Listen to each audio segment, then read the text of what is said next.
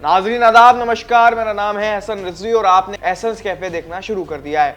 आज हम कैफे में बात कर रहे हैं उन्नाव रेप कांड के उस आरोपी कुलदीप सिंह सेंगर की, जिसकी जमानत पर सुप्रीम कोर्ट ने फिलहाल एक बार फिर रोक लगा दी है।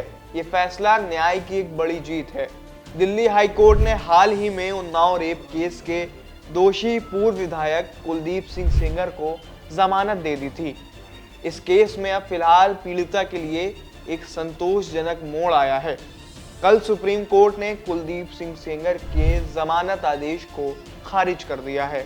जमानत मिल जाना और जमानत खारिज हो जाना, ये केस सुनने में जितना आसान और सामान्य लग रहा है, असल में उतना ही दर्दनाक और रोंगटे खड़े कर देने वाला है। अब मैं आपको इस पूरे घटनाक्रम से वाकिफ करवाने जा रहा हूँ और यकीनन जब आप इस दर्द भरी कहानी को सुनेंगे और उस बिटिया का एहसास करेंगे जिसके ऊपर ये सब बीता, तो आपका भी खून खौल उठेगा और दिल भी पिघल जाएगा। ये पूरा घटनाक्रम 2017 से शुरू हुआ, जब उत्तर प्रदेश के उन्नाव जिले की एक 17 साल की नाबालिग लड़की के साथ बीजेपी के विधायक कुलदीप सिंह सेंगर ने बलात्कार किया। पीड़िता ने आरोप लगाए कि 4 जून 2017 को अपने रायबरेली के रेसिडेंस पर पूर्व विधायक कुलदीप सिंह सेंगर ने पीड़िता का यौन शोषण किया था। पीड़िता ने कुलदीप सेंगर पर जब ये आरोप लगाए तो उसी को धमकियां मिलने लगी जिसके साथ ये जुल्म हुआ। शिकायत पर पुलिस ने भी कोई कार्रवाई नहीं की। करती भी कैसे?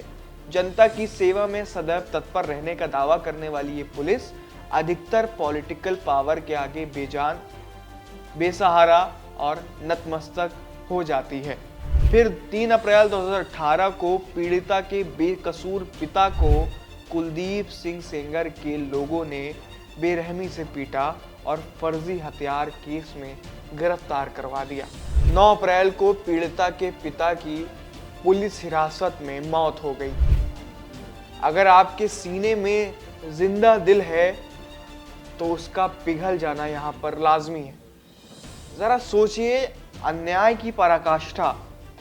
एक नाबालिग के साथ रेप होता है, फिर उसको धमकियां दी जाती हैं और दर दर की ठोकरें मिलती हैं और फिर उसके बाप को जेल भिजवाकर मरवा दिया जाता है। लेकिन अभी ये सिर्फ शुरुआत थी, अभी जुल्म की इंतहा और थी। अभी उस मासूम बेटी को और झेलना था। 8 अप्रैल 2018 को पीड़िता ने सीएम आवास के बाहर आत्मदाह करने का प्रयास किया। तभी ये मामला सुर्खियों में आया। इसके बाद इलाहाबाद हाईकोर्ट ने केस सीबीआई को सौंपा और 13 अप्रैल को दोषी सेंगर गिरफ्तार हो गया। लेकिन जुल्म का सिलसिला अभी भी नहीं रुका। 28 जुलाई 2019 को रायबरेली में एक ट्रक ने पीड़िता और उसके वकील और परिवार के वाहन को टक्कर मार दी। इसमें 2 की मौत भी हुई थी। पीड़िता और उसका वकील गंभीर रूप से घायल हुए थे। बाद में सुप्रीम कोर्ट ने ये सभी केस दिल्ली ट्रांसफर कर दिए थे।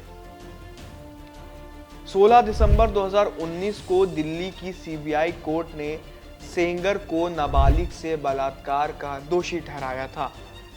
20 दिसंबर को अपनी दरिंदगी के लिए कुलदीप सिंह सेंगर को उम्र कैद की सजा सुनाई गई थी और इसके अलावा 25 लाख का जुर्माना भी लगाया गया था।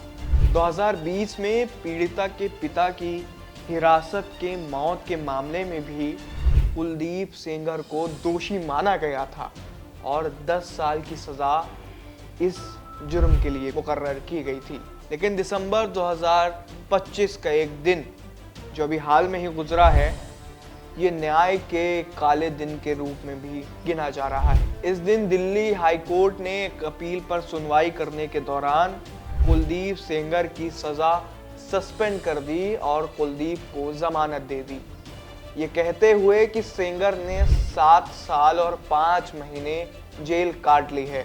वाह भाई वाह, ये अच्छा डिस्काउंट है। उम्र कैद की सजा महज 7 सालों में ही निपट गई। हालांकि न्याय की लड़ाई यहाँ रुकी नहीं। सीबीआई ने सुप्रीम कोर्ट में इस फैसले को चुनौती दी। 28-29 दिसंबर को चीफ जस्टिस सूर्यकांत की बेंच ने हाईकोर्ट के आदेश पर रोक लगा दी। नोटिस जारी कर इस मामले में सुनवाई का अगला समय जनवरी में निर्धारित किया। हालांकि जमानत पर फिलहाल रोक लगा दी गई है। जमानत के आदेश आने और बलात्कार झेलने के बाद से पीड़िता ने लंबी लड़ाई लड़ी है। परिवार पर लगातार हुए हमले, जुल्म सितम झेला, लेकिन उन्होंने हार नहीं मानी। सीएम आवास पर आत्महत्या का प्रयास किया, सुप्रीम कोर्ट को पत्र लिखा, सीबीआई ट्रायल झेला, हर कदम पर संघर्ष झेला। पीड़िता ने कहा, मुझे न्याय चाहिए, आरोपी को फांसी मिलनी चाहिए, और हो भी क्यों ना। आखिर एक बेटी ने अपनी जिंदगी खोई है, अपनी इज्जत खोई है, अपने पिता को खोया है और तमाम जुल्म सितम झेला है। ये यात्रा इंसाफ की मिसाल है। सुप्रीम कोर्ट का ये फैसला भी सराहनीय है।